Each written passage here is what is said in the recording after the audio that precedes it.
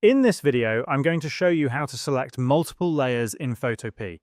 When working on complex projects, you often need to select more than one layer at the same time to move or edit them together.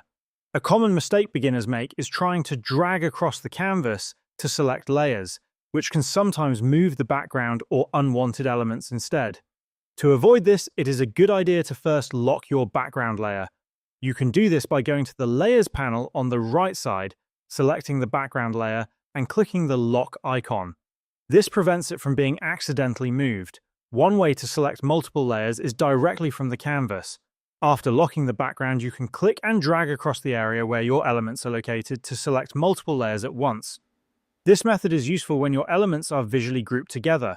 However, a more precise method is using the Layers panel.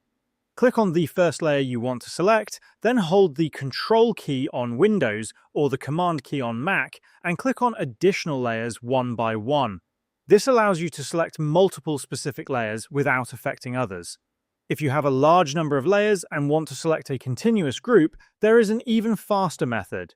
Click on the first layer in the Layers panel, then hold the Shift key and click on the last layer in the range you want.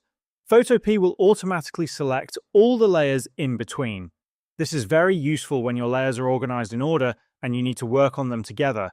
To clearly see which layers are selected on the canvas, you can enable visual guides. Select the Move tool from the left toolbar and turn on the Transform Controls option from the top menu. This will display edges and corners around the selected layers, helping you confirm your selection before making any changes. Using these methods, you can efficiently manage and edit multiple layers in your project without confusion, and this is how you can select multiple layers in Photopea.